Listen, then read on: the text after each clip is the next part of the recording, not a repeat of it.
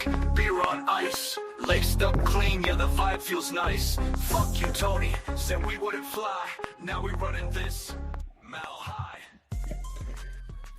Yo, yo, yo, happy fucking June. Welcome back, Shoes and Brews, the podcast, episode 11. As always, joining me, Ash. How you going, buddy? Good, mate. We've made it to episode 11. That's we're doing something right, but excited for this one. Welcome, Loz. Good to have you here.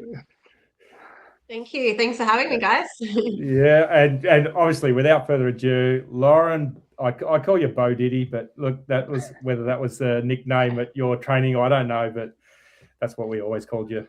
So, Lauren Boden. That's a new one. I like it. Yeah.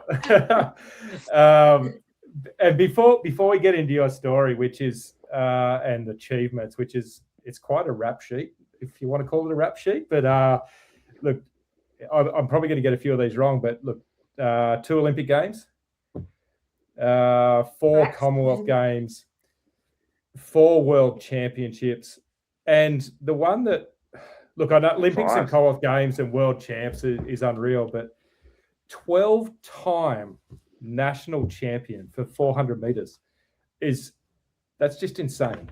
So it's actually 13, so I don't know. Lucky 13 for me. Yeah.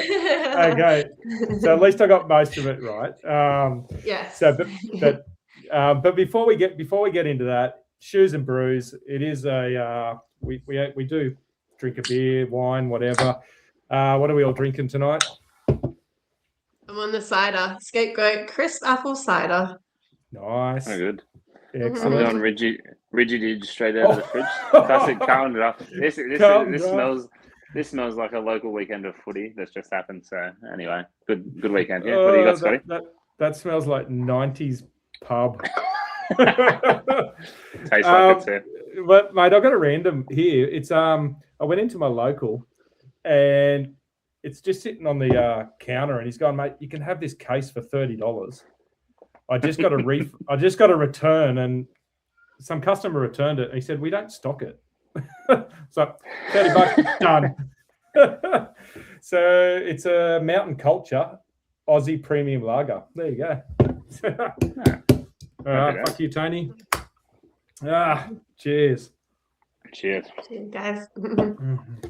All right. So look, before we get into your story, Loz, we talk about a sport or something that's captured our eyes in the last sort of couple of weeks. So you can kick us off if you like. So is there a sport or what's captured your eyes in the world? Look, this is probably one that I feel very mixed about. It's one I don't really want to give a lot of airtime to, but I feel like it's probably worth talking about, is the Enhanced Games. Obviously, there's been a lot on social media. I think I've enjoyed seeing all the memes and the AI versions of the real event, because I think we can probably all agree that the real event was a bit of a flop. I guess from, an elite athlete perspective and someone who has represented a country and has been at the highest level, this kind of competition is a little hard to, I guess, stomach. Even though obviously they're allowed to be enhanced and they're allowed to go into it with whatever drugs they want to. There's obviously a lot of money on the line, which again in sport can be a difficult topic. But seeing some clean athletes win some of the events, I kind of just, my feelings about it were very mixed, because I was like, well, you've then forfeited your right to compete at the elite level. I think that was a stipulation that if you compete at the Enhanced Games, you were sort of waiving your right to represent your country, obviously in a clean version. But I just think it'd be like me trying to go and take a bunch of drugs and be the best I can. Clearly I'm past my prime, and I feel like a lot of those athletes were as well. So it's sort of not really going to have the desired effect, because they're not at the peak of their career and then trying to enhance that performance. So a lot of mixed feelings about that one. Yeah, 100%. I suppose when I was younger, and look, I've never been elite, so I'll make that very clear. When I was younger, and I used to watch the Tour de France a lot, and just going, okay, in my eyes, it's like okay, how can we stop them from doing it? And I felt like the research and development of the drugs was in front of, and you probably feel it as an elite athlete as well, is in front of the testing. So at the time I was like, fuck it, let him go. But now, and obviously not in that elite athlete thing, but now having kids, it's really changed my perspective and going, I can't believe as a society we are promoting that. And we're saying, hey, it's fine. Go and do the drugs and see what you can do. I feel so strongly the other way now. It's just disgraceful that we can have these games and someone's paying to win world, to unofficial times, and so it's very cool to hear from an elite athlete's point of view. I mean, one of the biggest things as well, like $250,000 for the winner. I mean, there's no other athletic competition in the world that you'll even get close to that much money. $1 million if you broke a world record. Yeah. I mean, the other controversial thing in athletics is that, or in Olympic events, is that Kirsty Coventry's come out and said that she didn't think that athletes should get paid, or Olympic athletes should get paid. I mean, we don't. So if you win an Olympic gold medal, you don't get paid. If you do, it probably comes from your sporting body or your country. But if you solely win a gold, silver, or bronze medal, you do not get money for that. In athletics at a world championships, if you finish in the final, so top 8, you do get prize money. And that's obviously a different international body to the Olympic Committee. But often it's your sponsors and all your contracts that will say, if you win these things, then you get XYZ. So there's obviously that huge financial benefit that someone who's running 997 for 100 meters. We've got Aussie guys, running faster than that at the moment, and they can barely get a sponsorship. So there's just so many, there's so many caveats to it that it is really difficult. I love hearing your perspective on it as an elite athlete, because I've got so many moral and integrity clashes with the enhanced games. Like, one part of my mind is very curious, and maybe that's just the entertainment point of view to go, how good or bad, or how can this thing blow up, self-destruct more than anything. But then also seeing the social response to it, I think is really endearing to know that actually people don't give a shit about this. We want to see the real thing. We want to back the real story and the real people, and people that work hard and play hard and do it the right way. That you can have both. Like, you can participate well, and you can sound like I'm in work here, but you can also win in the right spirit, and you can win in a way that matters. And actually, that's a greater story than the enhanced story. So yeah, the entertainment part now shifts to taking the piss out of it, really, to be honest. And like you said, that was unreal. Oh, some of that stuff, just great content, like just jumping through the roof and jumping through the walls. And, but yeah, it's not lost on me that how many athletes have tried to reach the pinnacle of their event, and it's how it's been positioned and promoted and paid, and with so many moral challenges with it. But yeah, it's great to hear your voice, Loz. I suspect I know where you're going to go, Scotty said before. I just set you up on a tee to talk about the week that's been in your world. I'm going to say Nathan Cleary took me back to 2023, 23 grand final with that 40-20 kick in State of Origin on Wednesday night. Blues down. Yes, it was a send-off. We can debate that. That's right up there. But then NBA finals for me in the last week. I love the Wemby story. We talked about it last time. I think he's just like this beast of a cultural influencer beyond like basketball. Like, I think he's just going to change the game for the next 15 years. So bit of NBA and NRL for me. But what do you got, Scotty? It's probably been a big party week for you, I reckon. Well, yes and no. But look, on the NBA, I was talking to a business partner, Levi, today, and he played college basketball, so he just loves it. And he said the sad thing about Wemby at the moment is it's like tackle football on him. I haven't watched any of it, but like he said he can't get two arms up for a rebound because they're just dragging him down, and it's like, mate, and he's still winning. Like, But yeah, that's pretty cool. When we use, it's not the same as the enhanced story, but when you talk about people wanting to get behind an athlete or a team, like Wemby versus SGA and the Thunder was a mini version of that, and even the Chet versus Wemby history and how they went back to college and played against each other. Like, that's the stuff people love. So yeah, but no, I'm glad they knocked off the Thunder. What about you, mate? What have you been watching? Well, mate, the State of Origin was awesome, both men's and women's last week. I've said it before. I don't know if I said it on this podcast, but the women's State of Origin is, I find the men's game at the moment has gone a lot around. It's about the wrestle, holding them up in the tackle. Let's get our line set. They're even looking around. Is my line set? Or they slowly release them to the ground. The women, they haven't quite figured out the wrestle, and they just belt the crap out of each other. Like, they actually go in and whack each other. So to me, that feels like the 90s rugby league. Like, it is unreal to watch. I went to the game 3 last year in Sydney, and it was just unreal. So it's a good product of NRLW. They do a great job. Yeah. No, that was unreal. So, but look, Arsenal obviously winning the Premier League last week, or the week before, and then backing up with another win. But the Champions League final, look, it's pretty hard to. I know we went to penalties and we probably could have done better, but we only had about 15% of the ball. It's hard to win a game when you're not. They defended well, but look, anyway, what a great year. So, and obviously Will's brother, I'm interested in talking to him. We had him; he was our last guest. His brother was flying over to the last game, so that would have been pretty cool.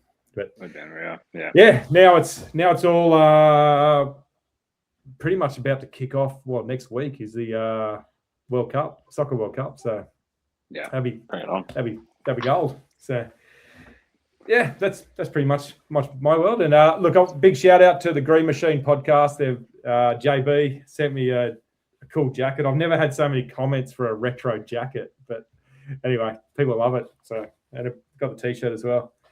Mate, big merch card. Mate, it was. I would say free merch, but I do sponsor their podcast. So it's not quite free. Anyway, let's get into Lauren's story. As off the top, I did mention a few of but let's go right back to the start. So I want to know how you started. You're born in Canberra. How you started your running journey and what led you to where we'll finish. But yeah, how'd you start?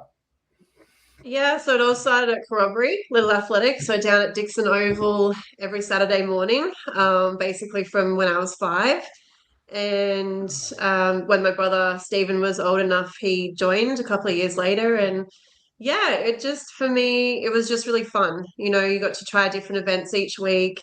At Corroboree, they do hurdles every week. So that obviously probably set me up from a very early age to have that exposure to it. But it was just, you know, getting a Zupa Duper at the end of a Saturday morning, getting a sausage sizzle, getting the tickets, putting them in your pocket, putting them in the sticker book at the end of the day. Just all those little things, hanging out with friends. My mum, Kerry, and my dad, Neil, were very, very involved as well. So whether it was president or secretary or, you know, awards officers, we were always there first, always there last. Just a whole family event. So yeah, it just kind of started from that. And I think I was probably 12 and mum and dad asked if I wanted to try out for a team. And I just said, no, I'm good. Like, I really had no interest in anything beyond just running on the grass. But the opportunity came around 2 years later for an under 15 competition. And this was a multi-event, so 5 events. And I thought, oh, maybe I'll just give it a go.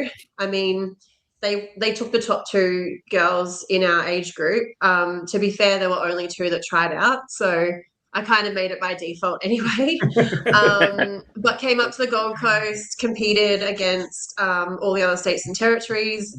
I think I finished close to last, not last, but pretty close. But out of my 5 events, I got 4 PBs. So for me, it was just that mini little competition. It was the first time I jumped over 5 meters in long jump. How old were you? My brother was on the team as well. 5 meters. And how old were you? 14. Oh, stop it. That wasn't very good, like, comparatively at the time. But yeah, for me, it was just, and now looking back, like Melissa Breen was on the team, who I then obviously went on to be, squad mates with. My future coach, Matt Beckenham, he was part of that team as well. So it was, a really great way to end little athletics and then sort of transition into, I guess, the more senior side of athletics. And yeah, I never probably grew up thinking I wanted to be an Olympian. It was never a dream or goal of mine. I went to the Sydney Olympics with the family. Dad went as an official. He's got his name on the pole outside of Core Stadium, like in Sydney Olympic Park, which was pretty cool. I remember being there when Jai Tarima won silver medal in the long jump. But again, I just love the atmosphere and I love being there. I didn't ever think like I wanted to be down there. But it's amazing how a few opportunities can sort of open a lot of doors. And when you're really open-minded about making the most of those opportunities, a lot of things kind of started happening after that. So just, sorry, go Ash. I was going to say, so then you're probably like early, like around 14, 15 was when things start to really dial up for you. Is that when you, at that point, so like you'll finish little athletics and you're starting to, are you getting more specialized in certain events at that point, or are you still just doing a bit of everything? I sort of had my first experience at like all schools nationals. At that stage, I was doing long jump, triple jump. And when I joined up with Matt Beckenham, that was December 2002. So a long, long time ago now. He's a 400-meter Olympian, 400 hurdler Olympian himself. So he, I guess, sort of is always on the lookout for more 400-meter hurdlers. And when I joined up with him, it was very early in his coaching days, and he knew I had some hurdling background. And at that stage, when I was 15, the only hurdles available was under 18s. So I was running very low down in that age group at nationals. I think I ran a 3-second PB and got silver. So again, that's sort of, that was 16. The year later, when I was 17, I actually won my first open national title. So beat everybody in Australia. I was 17. That springboarded into a World Youth, so World Under 18 tournament where I represented in the 400 hurdles and the long jump. I got silver in the hurdles. So again, like the hurdles just kept popping up as being the more successful event.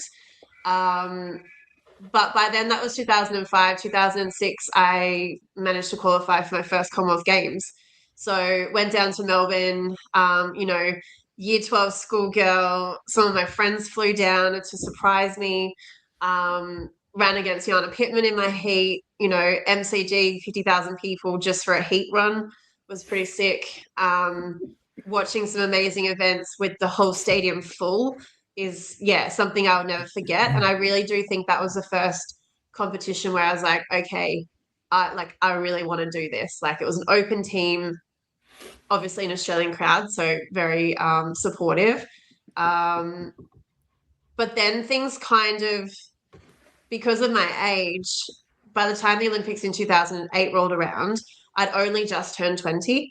And there was a little bit of that case of like, oh, Loz was good when she was a junior, but now hasn't really cracked it into the seniors. Like, yeah, she's won a couple of nationals, but like she's not really making any teams. But Matt and I had a really solid plan, and our plan was Delhi Commonwealth Games in 2010.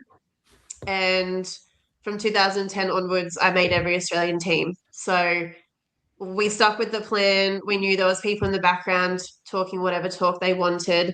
I did miss the World Championships in 2009, and it was all quite controversial, but that was really motivating to make sure that I just did not miss a team from then basically until I retired. So yeah, it did end up being 400 hurdles for the majority of it. I was having a lot of success there. I'm not a naturally speedy person, so long jump was always going to be a little trickier to master. But yeah, I kept bugging Maddie nearly every year, just like, can I go back and jump? Because I just really missed it. It's such a different feeling to, command the crowd, like get the clap going. You get to sit out there, really soak it up. Whereas like hurdles was over in less than a minute. So yeah, got the opportunity a couple of times. And Commonwealth Games in 2018 was awesome because I got to represent for both. So yeah, on the Gold Coast again, home games, long jump and 400-meter hurdles. So yeah, very, very fortunate. A lot of obviously great achievements, and something I can certainly look back now and recognize, some really great opportunities and how proud I can be of what I have achieved. Yeah, I was really just curious because, like lots of kids, especially in a sport mad country like Australia, they want to. Well, sampling is a huge part, right? You try a bit of everything, and not necessarily be good at everything or even anything really. But then you get to this critical age point where you start to narrow in on, oh, this is what I actually like, or I'm good at this, or whatever. But then to go, for that to narrow pretty quickly by the sounds and then go into hurdling and then be bloody good at it is really impressive. So just curious on the trajectory. Yeah, that's cool. I love it. Yeah, I mean, and for your point about the other sports too, like I was very fortunate. My brother and I, like our parents are just two of the most amazing people in the whole world, and the amount of support they showed us. I did try almost every sport under the sun, unless it consisted of throwing a ball, and then I absolutely did not do it. But like, oh yeah, it was like, yeah, nah, not gonna happen. But think like soccer. I was a girl on the boys' team, or netball for a bit. It did really come down to basketball or athletics, and for me, it was that team sport versus individual. It's not that I'm not a team player. I definitely am, but it was the way I felt when I got feedback, and when the basketball coaches would say, try this, do that, defend here. I kind of almost took it personally. Whereas if Maddie was giving me feedback at athletics, I was like, oh, okay, like I really want to be better. And I really took it on board. So I think definitely a very intrinsically motivated person. And I guess I love the fact that whatever result came up on the clock was me putting that down. Obviously, a lot of support and everything goes into that from everybody else. But yeah, the time on the clock is reflective of what I did on the day. So yeah, it was an interesting little journey of definitely trying a lot of sports. And I mean, athletics is a great foundation for a lot of sports. But yeah, I think you just have to be patient. It kind of picks you, is what everybody will say. And I also think look at 14 or 15, 16 for girls, there's a big drop off. And not only in athletics, it's probably, honestly, it's probably larger in athletics than other team sports. And I'm guessing, so you joined Maddie in 2002. You were 14, 15 years old. 14, yeah. And I know his name's going to come up later. But, I mean, how much of let's do it now, but how much of a role, obviously you didn't know if you wanted to go and do the Olympic thing, but how much of a role did he play in, that encouragement? At a 14, 15-year-old girl, you're pretty vulnerable to a lot of aspects of life and sport. But, I want to dive into him a little bit as well, because I think he's had such a big part of your life. And I've known Matty since mid-90s, but he was just a shit golfer at Queanbeyan. So that's funny. Yeah. But, so yeah, yeah. Look, he used to work. So he was a development officer for Little Athletics, and he was working when my mum was working in the office at Little Athletics. So, it was just a case of he was sort of coming to the end of his athletics career. As I said, he did represent at the Sydney Olympics in the 400-meter hurdles. And then this was obviously a couple of years later. And I think just him having that knowledge firsthand of what it takes to get to the Olympics, to compete at the Olympics, to miss out on teams, to be brought into the AIS at a really young age, to be made to specialize. We were really lucky in that aspect that he could shed a lot of light on what to do, but also what not to do in training. But in saying that, I was 14 when I joined up with him, as you said. So I think the biggest thing for Matty is that he will treat you as the person you are first and the athlete you are second. And, to this day, that's probably one of his strongest attributes, I would say, and why our squad has such great cohesion. We're such a family, because he's not just there saying, yep, go run those reps, you ran that time, good job, see you later. It's, how was school today? How was work? Like, he was the one that really encouraged me to get a job and to, have things outside of athletics that were not detracting from it, but complementing it. And that way, if school was tough, you still had athletics, or if, you worked a bit, it just kind of all, gelled really well. Knowing that when you're obviously an adult and you have to work, and you probably won't be able to run at an elite level for a very long time. Just that message alone, I think, really just set me up for obviously what turned out to be a great career. But, someone who's got 2 university degrees, a full-time job, a lot of those accomplishments for me as a person, I can certainly say Matty had a huge influence on those as well. Yeah, I mean, to stay with him for what? When did you actually retire? Yeah, look, probably three years ago. Oh, so A bit longer. 26, 4. so yeah, before I came up here, I don't even know. Okay, I'm in denial about it still. Lars, we're not getting any younger. I know. I'm realizing that now. Mate, I know, as I said, I know we met a long time ago, but mate, I'm 50 next year. There you go. That's well, crazy. I'm 40 soon, and that's gross. I just can't. Yeah. Oh, and everybody always says, "Oh, you should do masters athletics," and I said, "Don't even say that M word around me. Not ready yet." I'm still running as quick as I've ever run. So in here, maybe. yeah. Too funny. So you're with him for over 20 years. So yeah, and I still say I'm part of the squad. Like, that was one of the things when I left Canberra. I genuinely was the saddest. Don't tell my parents this, but I just said to Matty, I was like, "Don't take me out of the squad chat." I was like, "Please," and he's like, "Loz, you're MBD forever. Like, you're a Matty B athlete forever." And I was like, "Okay, good. I'm still in. I'm still, I'm just Matty B alumni for forever." That's awesome. But yeah, I mean, 24 years is a long time. Like, it's like most of the people in his squad now are not even 24. A lot of marriages don't last for 24 years. So as a partnership, and as you said, like, for a female, and developing through all of that and just navigating just general life things through all of that. It's testament to the amazing person that he is as well. Mate, impressive.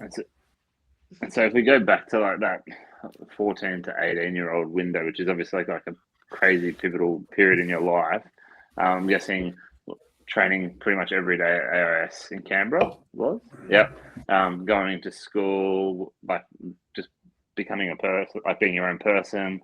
Like, do you remember that point in life and just like, then when you shifted into the Olympic mindset, going, "Oh, holy smoke," after the Commonwealth Games and going, "I really want to go after this thing," and like, what changed in that, post Commonwealth Games sort of era for you? I don't think a lot changed from school, to be honest, because I was navigating, especially in year 12, like I was traveling Commonwealth Games. Oh, sorry, Violet. She wants to join. Hey, puppy. Hey. Yeah, she's getting a haircut tomorrow, so yeah, she's a bit a bit ratty, but yeah, I don't think a lot changed, only for the fact that I probably was already doing a lot of those things, throughout year 12. So it was just then once I left school, I then went straight into a psychology degree. I remember traveling to Europe for my first European season, and I had exams with me in my bag, posting them back. I think I've always been someone who enjoys being busy. I do pack a lot into life, I think.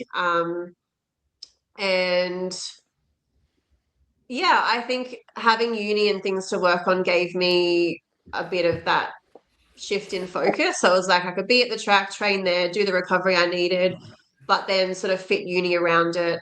I think honestly, I've just had so much support along the way that it's just made the whole journey a lot easier to be successful, because I haven't had to worry about, an assignment's due, I can't get it done. University was so supportive. Or I'd say to Maddie, oh, I've got an exam at this time, can we shift training? And he's like, yeah, no worries. So I genuinely think just that support network, they've been invaluable. I really can't thank everyone on the journey enough, because there's no way I'd be able to have fitted everything in if it weren't for them. And then, so then let's talk before the Olympics then. So if we start to dial things right up in terms of performances and mental preparation, how does, maybe when you know that you're making your first Olympic squad, can you talk us through that sort of experience for you? How does that look and feel? And yeah. Yeah, so 2012 was the first Olympics for me. It's sort of weird because we'd had Commonwealth Games 2010, World Championships, first World Championships 2011 in South Korea. So it's sort of, had a couple of those top level competitions, but the Olympic season rolled around and it's everyone's vibe just changes. And it's everything's a little more intense, everyone's a little more on edge. I obviously hadn't had that experience yet. So I was just really trying to sort of keep it calm and think about, okay, it's just another normal season. But the qualifying standards were a lot quicker than they had previously been for any other competition for me. So I had to run 55.5. They did have a B standard, a slower second standard, but Athletics Australia at the time had said, no, we're only taking people if they do the A standard. So I think going into that season, I'd only run 55 a couple of times, maybe. But I remember going to Sydney, and I'd previously been in Perth the week before, and Maddie and I and Mel Breen was there as well. We'd spent a week there. Ran Perth Track Classic. I ran 55.61. And I remember looking at the clock, and it was a really good race, clean race. Looked at the clock and I was like, well, I'll get it next week. Go to Sydney the next week, running really well, cross the line, and then the clock says 55.48. And I was like, I've done it. But I was like, don't celebrate yet, because sometimes the clock will round up. And I was like, oh, what if it misses? But it went down. It went to 55.45. So I was just like, oh, thank goodness. So 0.05, that's all I qualified by. My whole family were in the crowd.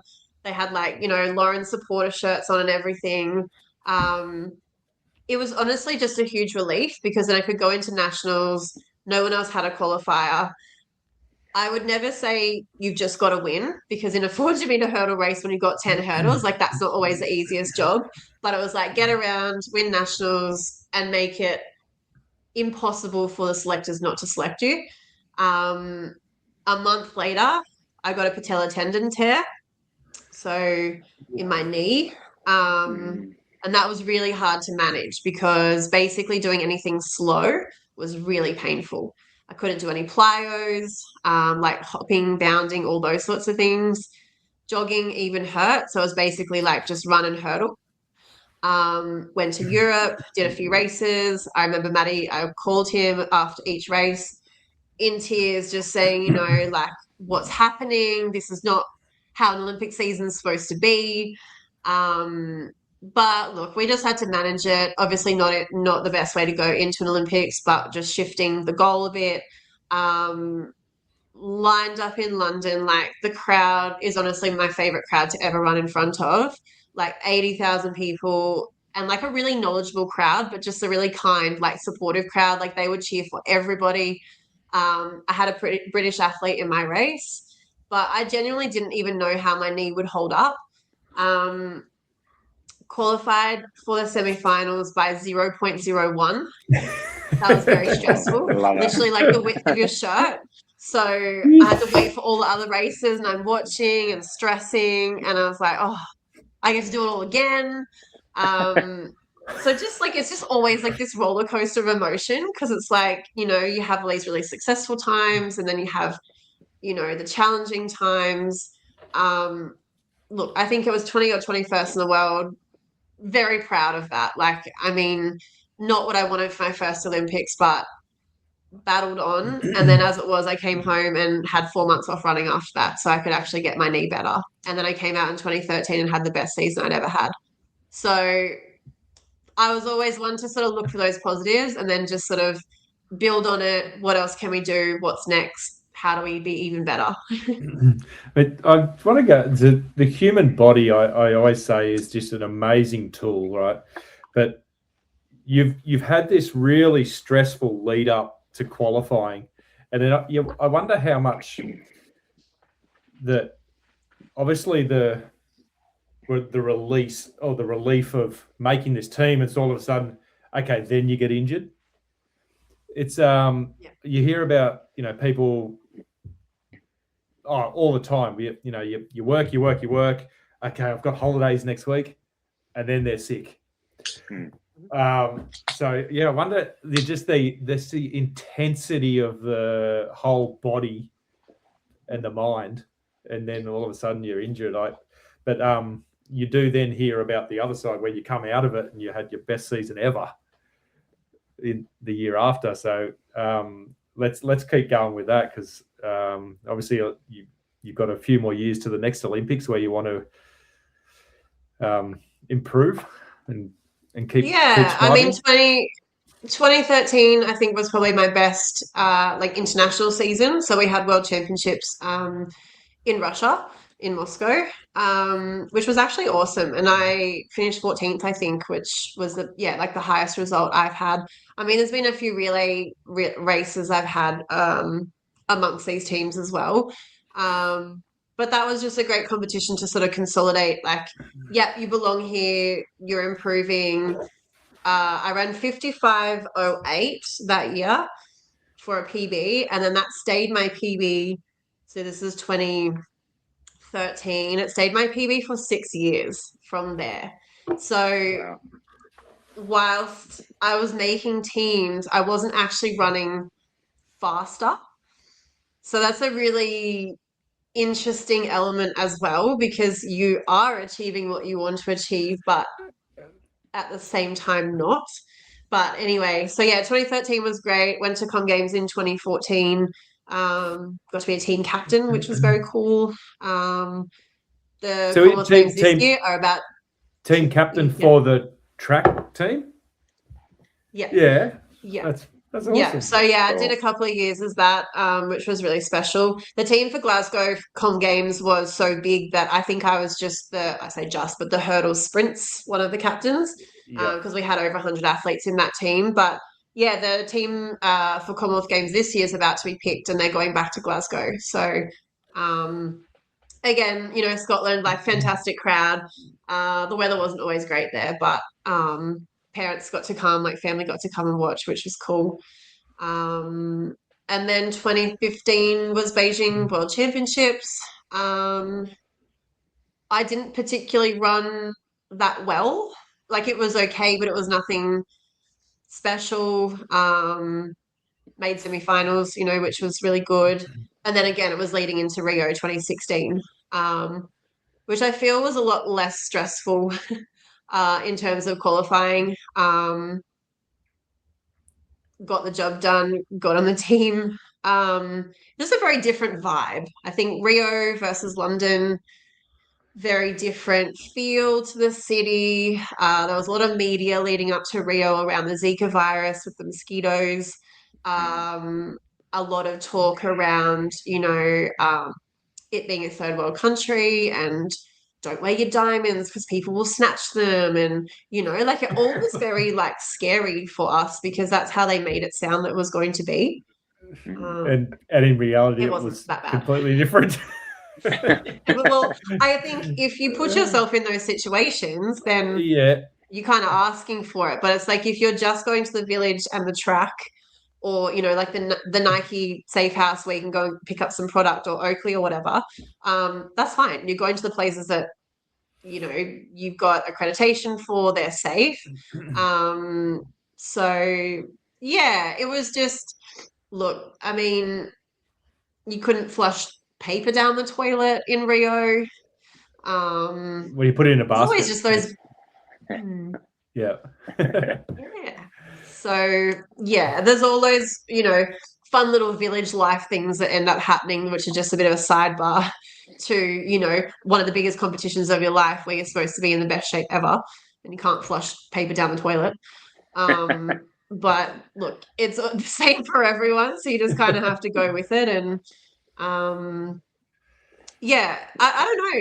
I don't have a lot to say about Rio because I just feel that London itself was such a great experience in 2012 that you have to think of them separately, but it's hard not to compare. So, my family weren't able to come to that one.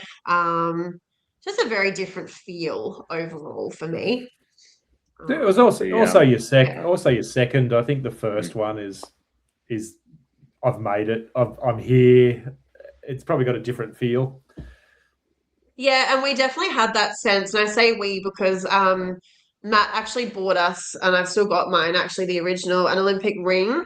Oh, that's cool. So he bought that one for him, one for Mel, Brendan Cole. So we had another four hurdler on the team and myself. So we all had the same rings. He bought them for us before we left for London. I remember when they said, Team Australia, and like the crowd goes wild at the opening ceremony. And like, it was just a really such a surreal moment because Mel and I just sort of turned and looked at each other. And then we were like, looked at the crowd and like looked back and we're like, we actually did it. Like we made it. But that was our Olympic moment. That was just that really tiny little bit of time where we were just like, oh, this is actually real. Like we did this.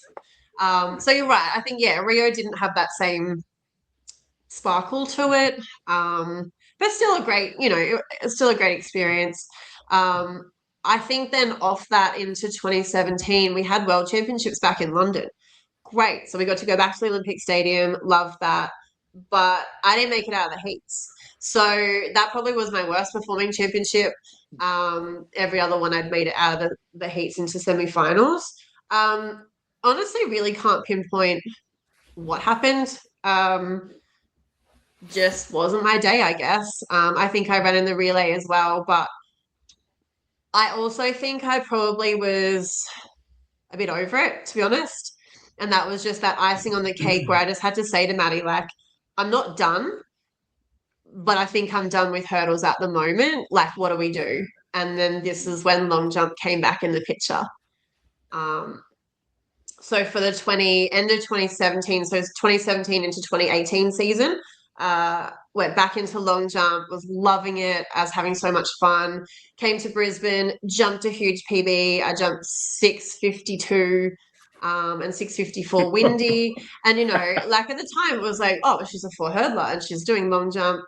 And then they're trying to give me tips and they're like, oh, but if you did this, you did that, you could jump 670. And I was like, yeah, I get it. But I'm still just I'm in my lane, but I'm just having a little dabble for now. But then we had this really interesting dilemma, but like a great dilemma to have, was I was still hurdling and knowing that the Gold Coast Commonwealth Games were coming up, what event do I go for? And I said to Maddie, if I come, because it was if you came top 3 at nationals and you had a qualifier, then you would get selected. And I said to him, if I do the double at nationals and I compete in both and I qualify for both, will you let me do both at comps?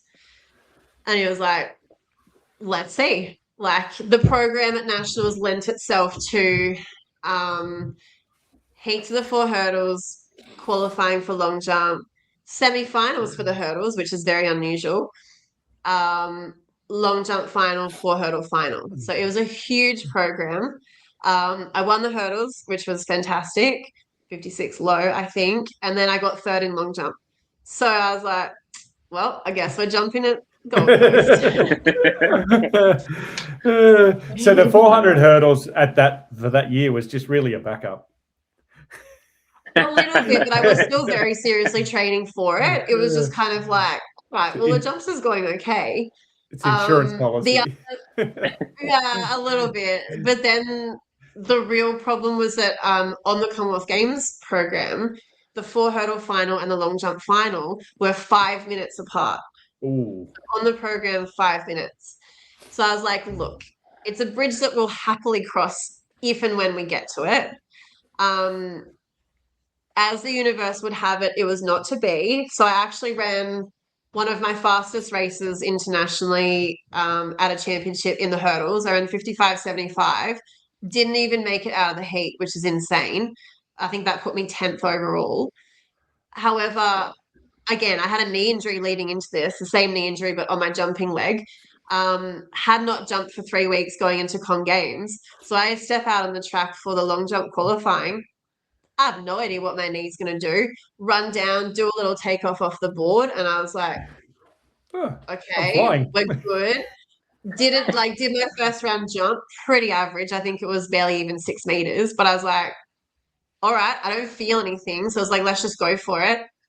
Go around for my second jump, 6:40. And I was like, all right, we're back. We're in the final. Let's go. So I missed the final for the hurdles, but I made the final for the long jump. And then I had this weird, like, I don't know. I was in the final for the long jump, and then I obviously watched the 400 final run past me. So it was really tricky because I was like, I'm so happy to be here.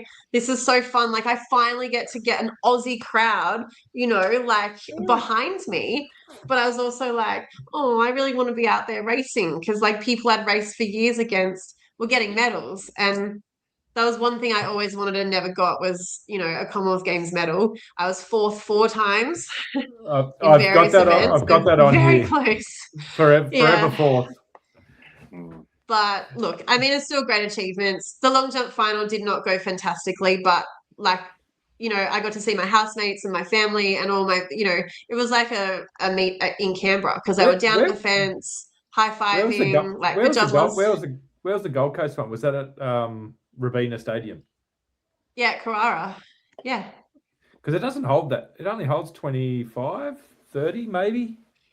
Yeah, it's probably around 30 at the time, but it was still loud. Like, the way that the stadium is built is it would be pretty cool, but it's not a big stadium. So it was definitely, like such an amazing championships. And I think for me at the time, I thought it would be my last one. And I thought, what a great way, I sort of started in Melbourne. I've been lucky enough to go full circle, 2 home Commonwealth Games. Like not many people get 1, let alone 2. And then life took a bit of a different turn. And instead of retiring, I continued. And thankfully, because I ran a huge PB in 2019, I actually, and it sounds really arrogant to say this, but I was actually beaten twice that season, which was unusual at the time in Australia. Like there were people in and out, but a lot of the time it was me versus the clock. But in 2019, a New Zealand girl and another Aussie girl came out and they both beat me at least once during the season. And I was like, okay, well, I'm not going to stand for this. And so it just put a whole new bee in my bonnet. And I don't know what took over, but I just had this sense inside that I knew I could run faster. Like 55.08 had been my PB all these years. And I was like, you know what? I'm not done. Like I have to be able to run 54, surely. And it got to nationals in 2019 in Sydney again. And I remember warming up and I just had this thought of like, I just need to run. Like, just let me run. And I just knew it was going to be something amazing. Like, it's a really unique sense and not one you obviously get very often. But I was right. I ran my stride pattern. I ran to the line. I could hear the commentators. And then the clock whipped up with, I think, 54.87. And honestly, like I was never, that's exactly how I celebrated. And if you ever watch the videos, like it's the most animated because it was just the biggest sense of relief. I was like, finally, like this is what I've been capable of all these years. And it was just like, yeah, like Maddie and I had a little moment. He was teary, I was teary. But it was just like, we knew I could do it. And finally, I did. So I'm really glad I trusted my gut and kept going. But that then opened the door for Tokyo 2020 because I'd said no more Olympics, like it's too far away. But one more year of 2019 become one more year for 2020 because I was like, I've just run a PB. Like, surely, like 3 Olympics, like, let's try. But that one more year became COVID, and then that was one more year. So, you know, at this stage, I was 30, 31, 32, 33, obviously at the end of my career. And I missed Tokyo by 2 spots. So in all of this process, if you didn't get the qualifying standards, you could get in on a quota system. Yep. So I think I didn't run the standard, but I was sitting, they took 40, so 40 women across the world in the 400-meter hurdles. Because of the timing on the cutoff, it was European time. So I went to bed on the cutoff date, ranked 38th, and I woke up and I was 42nd. So somehow in 8 hours, 4 people had shuffled spots. So I went from being in to being out. And I remember Maddie called me and he was just like, I'm so sorry. Like, you're out. And it was devastating. Their stories you just think are made up. Like, yeah. That, you wish they were sometimes. far out. Because it was just like, what do I, like, I just didn't know what to do. Like, I literally just trained like a whole nother year to try to, you know, 3-time Olympian. That would sound awesome. But I guess in hindsight, like, no one in the crowd in Tokyo, all the COVID testing and protocols, no family, no friends. Maddie wouldn't have been there. Like, I genuinely think at that point in my career, I needed all of that to just really get me up. And I just imagine like London, how big London was. You got this crowd going nuts, and then if your last Olympics was Tokyo, with no one in the crowd, I don't know, in your mind, imagine if your last Olympics was Tokyo with no crowd. I know, and or if it was your only Olympics. Yeah, 100%. Devastating. I know, like it gives me goosebumps to think about it because I just, as much as I would have loved to have been there, I don't know how I would have felt about it. And I don't know if leaving the career at the end of that would have felt fulfilling. So I did sort of do a couple of races after that and I was like, no, like that can't be it. But when I finally decided like, you know, I was done, it was actually really nice. Maddie contacted a lot of our former squad mates and they actually came down. I didn't know this, but they came and surprised me like at my last race. Yeah, that was pretty cool. Yeah, unreal. Hey Loz, you've been very vulnerable and shared that with us, and like I love hearing the story. I reckon Scotty and I could probably talk to you for days about your just the experience and the ups and downs and the comings and going of being an elite athlete, which us mere mortals will never experience. I do want to rewind for a sec though. So we've been very lucky to have a number of Paralympians or Olympians and Paralympians on the podcast so far. And so just transport us to, the other thing that Rio was known for was the flaming yellow and pink Nike shoes that everyone was rocking in that Olympics. But if you go back to either London or Rio, and this is Shoes and Brews, so take it where you want, but let's go away from the track here. Off field, like what was the Olympic highlight for you, like in terms of the non-competing part of it? Like what was the greatest part of just the whole Olympic experience? Oh, that's so hard.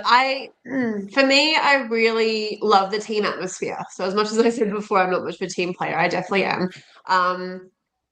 I think because the Australian team holds such a presence, and I'm just talking like mainly just the athletics team. I didn't know really that many other people in the other sports, but you know, you walk into the dining room, like you see our uniforms, like you kind of know, but also we end up being like the rowdy table or the loud table.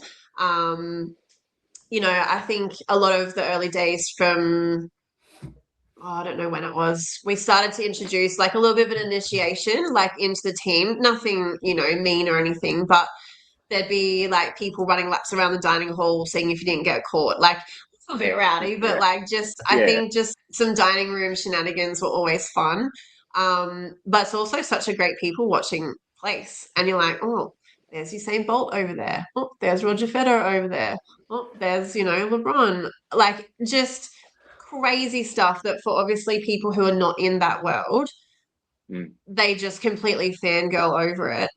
And I definitely had teammates who would fangirl over those people too. I probably was on the little more reserved side where like I wouldn't go up and get selfies and be like, oh my God, can I get your autograph?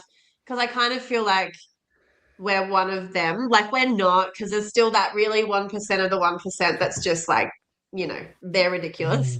But I was like, we're all Olympians, we're all here. They're just trying to enjoy their breakfast. Like, let's not go and, you know, interrupt their preparation. So yeah, quite surreal, but very cool to see lots of those athletes just doing their thing. You know, Team Jamaica chowing down on hundreds of like chicken nuggets because in London the dining hall had a 24-hour McDonald's. So you're like, I don't know how you have these in shape peak bodies when, you know, you eat this way, but yeah, very cool to people watch. It's just, I think it's just cool to have, you know, all these people like Olympics, they're not paid to be there, right? So when you talk about Roger Federer and all these different people, but some of the money, like off track a little bit, but Levi was telling me about today that Steph Curry's new deal with Li Ning. Li Ning. Yeah. Li Ning, yeah. $1 billion. Yeah. For a shoe deal. Yeah. So it's crazy that you all come together and it's like, oh, there's Steph Curry. Like, yeah, that's nuts. But one very cool thing, and I did a couple of like Burley bra shoots with Serena Williams.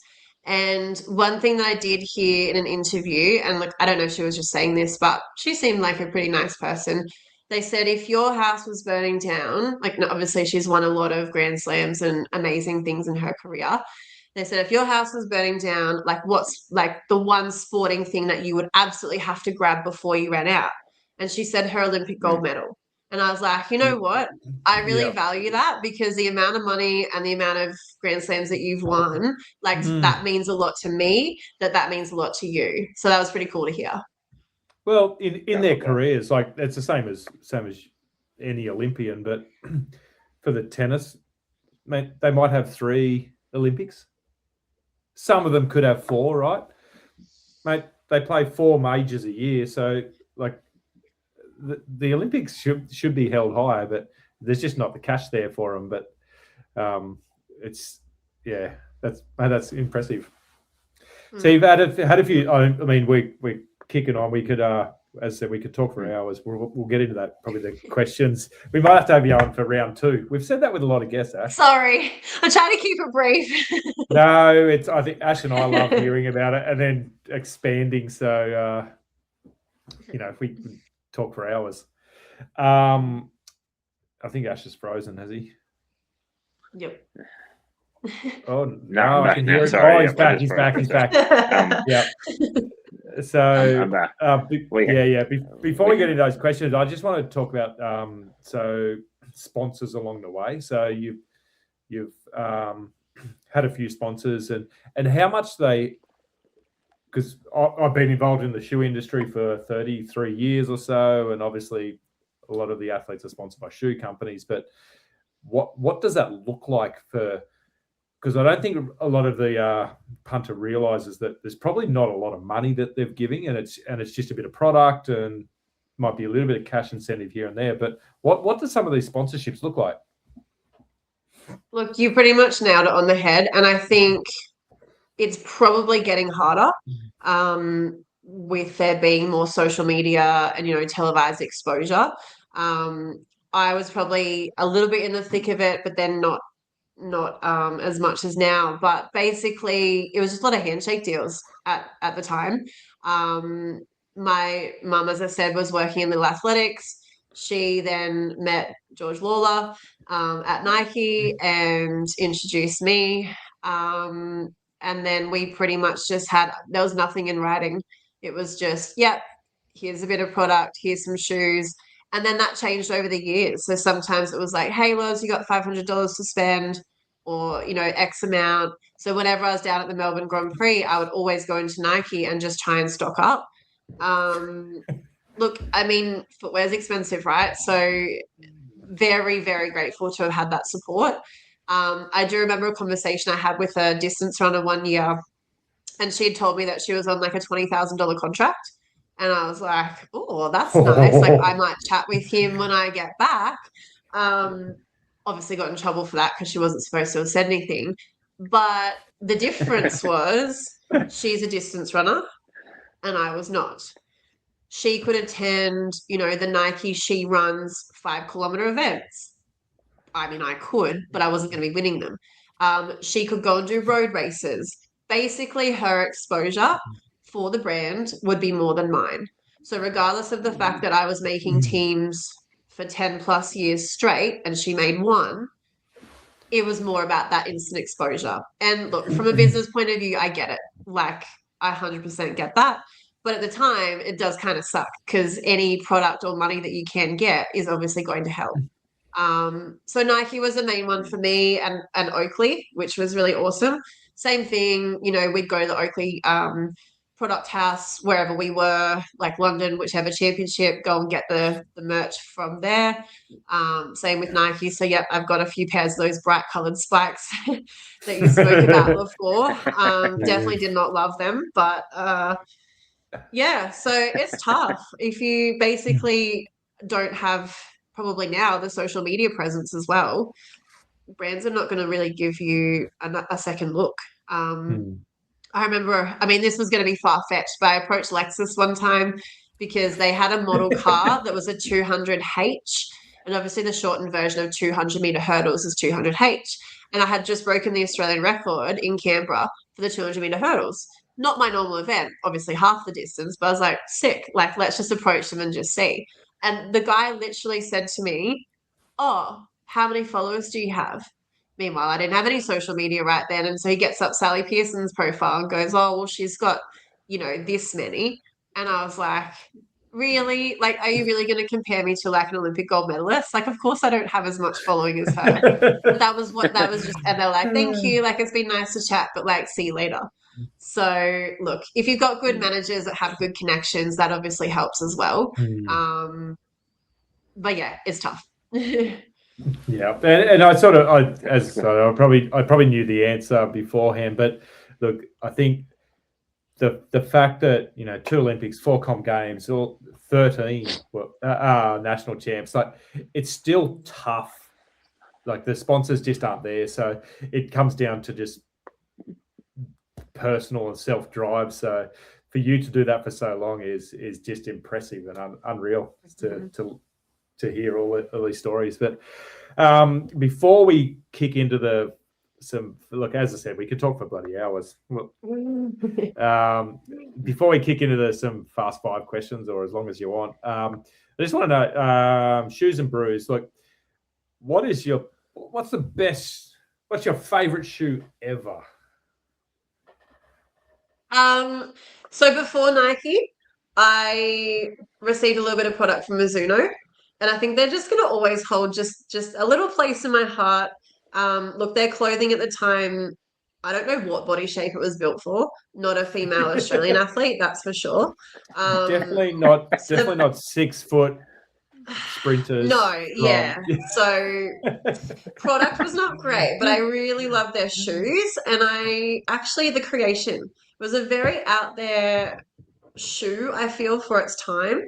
But yeah, I loved it. Like, it looked kind of cool. It actually was really comfortable. Yeah, so I would actually say that's my fave. Nice. Very good. I'm going to hand over to Ash to ask a few questions here. All right, Loz. This is you can go as fast as slow as you want here, so we'll be at your mercy here. I feel like I know the answer just on the back of this chat, but who's been the most influential person in your running experience or journey? Yes, it is Maddie. It's hard for it not to be. But yeah, look, I think I probably said it all previously in the podcast. The way he works with his athletes, the way he gets to know them, the way he programs everything, it's all from the heart. It's not from a textbook. It's not from ChatGPT. It's, from here and here. And half the time he'll make it up and it's just pure genius. And honestly, I watch him coach and I hope to my kids at school that I teach, I hope that's how I look because it's magic. And, he's got the results to back it up. I'm sure everyone in the squad would say the same, but we do squad Christmas, we celebrate birthdays, we go out for PB ice cream. The whole culture that he has created and instilled down there, honestly, like it's hard to really put into words unless you kind of go and experience it. I mean, sometimes, we'll be goofing around having fun, but it's like we know when to switch on. Even if someone's doing a session on their own, everyone's there getting around it. And it really all just falls back to Maddie. And I could not be more grateful for the influence he's obviously had on my athletics career, but certainly, me as a person has had a big influence there too. Oh, Matt just disappeared. Oh no. Uh-oh. Oh, he's back. The Canberra internet is struggling. I got most of that, Loz, and I got the sentiment behind the culture and the people before the athlete. I think, especially on the back of the sponsorship chat, like that's just another thing that probably dials up even more in 2026, where things can feel. You can choose let's call it the transactional option, which is probably like your ChatGPT programmed, no interaction option, or you can go the exact opposite end of high culture, high performance, great people, great success together vibe, which is what I'm sensing from you. So that's lovely. Funniest running story. You've traveled the world, you've been around the place. Like, have you got a funny running story for us? I'm gonna go with fun, not funniest. And I did consult Maddie and Mel on this because I feel like Mel's got a really good, like she just locks stuff away in here, and I'm like, oh, I didn't remember that happened. But it goes back to like the dining room before when I was talking about like on teams in the dining hall. I don't even know who it was, but we started this game. It was literally just paper, scissors, rock, just to see who would take the tray with all the stuff up at the end of the meal. I mean, look, you need to remember that like when we're in a village, it's literally like eat, hang out a bit more, maybe train a tiny bit, sleep and repeat. Like there's not much going on. So yeah, he's gone again. We're back.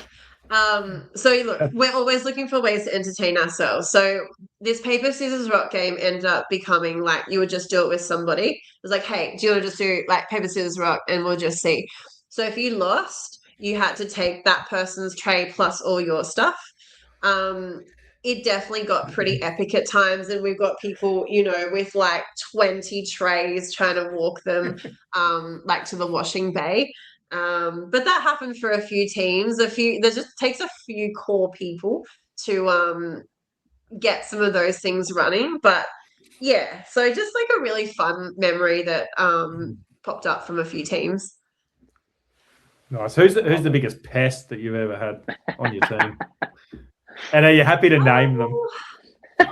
No, not really. There's none that actually spring to mind. But that's one thing I love about teams is like, if you want to go and talk to someone who's a bit of a pest, you can. Or if you want to go and have a D&M with someone, you can. Or if you want to go and talk about, pretty much any topic, like you've got your people that you can kind of go to. And I love that about the teams. Yeah. Sorry, I was off track. I'm guessing if Phil Rizzo was on one of your teams, he'd probably be up there. Which sport teams do you follow, Loz? What are you into nowadays? Who do you follow?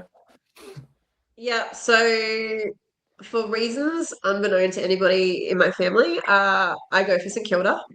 Yes. Come on. Oh, So Yeah. good. The only thing we can think of is like I did Auskick with Ainsley when I was little. So I don't know if there was some disappointing. weird color association. That is all we can think of. So I am a Saints girl. Obviously, I'm a glutton for punishment because we're probably going to finish 11th this year. I just know it. Yeah, so I'm a Saints girl. And I've recently got into ice hockey. So again, bit of a glutton for punishment. I go for the Toronto Maple Leafs. Last year, great year. This year, not so much. And so I've been going to some of the local games, like watching the Brisbane Lightning play. Yeah, which is really cool. I didn't expect a couple of those, but that's awesome. Yeah. Surprise! Looks like Ash has gone again. No, he's back. Saints. Go to Brews. Two really quick ones. I'm going to slam them together. Hopefully you got me now. Sorry. Yeah. My camera internet is under the pump tonight. Probably freezing. Quickly, yeah, it's freezing. Favorite food or thing you thought about? I'm guessing ice cream might be in the list here. Favorite food you thought about post training? Something you really look forward to? For a long time, it was just like an up and go, or like even just a chalky milk. Athletes are super obsessive though. So if you want to see people obsess about food, go hang out in a dining hall at an Olympic Games or something, because all they will talk about will be the chocolate muffin that's been sitting there for 2 weeks. They will think it's the most amazing thing. And they're like, I can't wait till I finish competing. I'm going to eat all the sweets. And you're like, guys, like we can get that any old time. So yeah, I was a bit of like everything in moderation. I wasn't too like I would refine things when it was racing time, but yeah, just like a good old chalky milk or something after training was enjoyable. And quickly, so this is shoes and brews, but it doesn't have to be beer. So choose your beverage of choice. Once you go to, fun drink of choice, and if you had to put yourself in any location around the world where you're drinking it, where are you going and what are you having? Oh, that's a fun question. I think it'd have to be somewhere warm at the moment, maybe somewhere nice like the Maldives. Haven't been there, but would love to go. Which obviously would call for a cocktail, so probably any like vodka-based cocktail, I think. But lately, because I'm not going to drink those every night, just like any of the apple ciders at the moment, I've just been trying a few different ones. Otherwise, maybe a red wine, but I've never been a huge alcohol drinker, so yeah, now since retirement, it's like I'll just dabble a little bit here and there. Lovely. I'll throw it back to you, Scotty, just in case my internet goes again. Yeah. So just mate, we're gonna wrap it up in a second, but what's life look like for Loz right now? You moved to Brisbane. What's life look like at the moment? Yeah, so moved to Brizzy nearly 2.5 years ago now. So I've been a Canberra girl my whole life. Once I sort of retired from athletics, and I actually tried my hand at bobsledding. Don't know if you guys knew that, but fun fact, jumped in the back of a sled. Yeah. That's a whole nother podcast. No, as I said, yeah, we'll do another one. But yeah, so did that for a little season and then moved up here. So I just think I was ready for a bit of a challenge, something different. Didn't have any specific plans up here beyond just, moving somewhere, trying something new. But yeah, so I'm in my 8th year of primary school teaching, which I am loving. But yeah, the kids are a lot, assessments a lot. It keeps me very busy. So I guess I just try to balance it, like the downtime with also doing things. I'm kind of in this weird time of like, I still do go to the track once a week to do a track session. Not because I'm trying to flog myself, more just for the social aspect, keep the legs ticking over. I'm a bit sick of going to the gym, so I've actually just started going to like a dance fitness class. I have no dance experience at all, so I'm coming from the fitness side. But again, it's a bit of a challenge. I'm reasonably coordinated, so it's okay. I've got Violet, my little puppy, so like taking her for training. And then I'm trying to have some downtime around that as well. Yeah, unreal. I'm assuming that you obviously your family and you miss the squad in Canberra. But when you turn up to the track, this one of the last questions. When you turn up to the track in Brisbane, you just have all these young kids go, "Do you know who she is?" I don't actually, and it's kind of refreshing. No, because I mean, I've obviously been out of it now for a little while.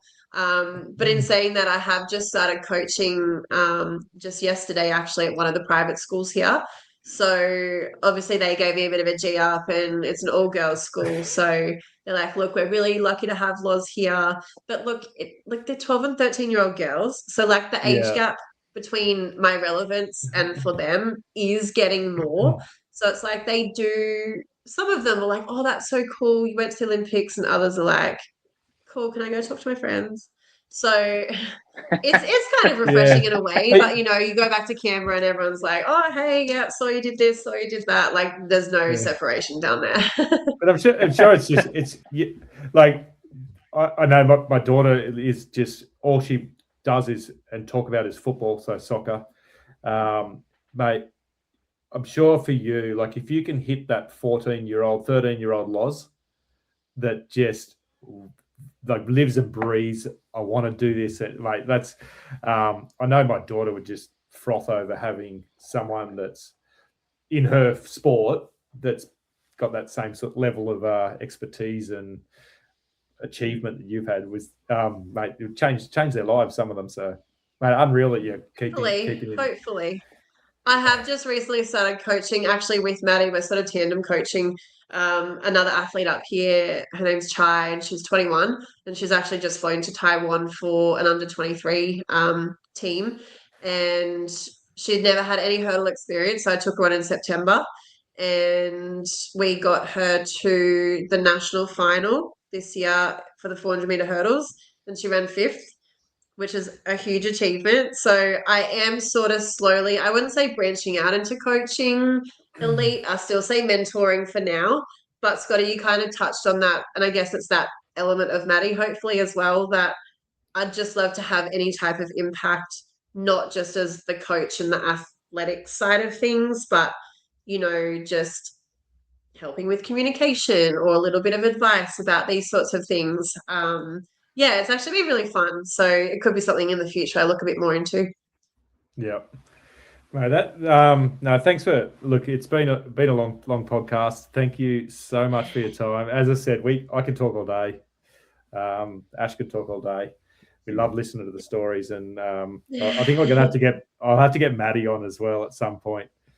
Talk about his golf game. No, I won't give him too much hassle about his golf game. Look, I think now that he's got 2 kids as well, like the Maddie from 20-something years ago, and I guess you guys would know, having kids, that probably he himself has changed a lot as a person, as a coach as well. So I think his ideas and a lot of things, now that he's got that perspective as a dad too, it's a nice little extra element as well. Yeah, unreal. But look, thank you so much for your time tonight. Looks like Ash is frozen again. So look, we'll have we're back every couple of weeks for a different guest, and hope to have Maddie on at some point. But look, thanks for your time, and we'll talk again. Let's cue the music. Shoes on deck, beer on ice, laced up clean, the vibe feels nice. Fuck you, Tony, said we wouldn't fly, now we running this mile high.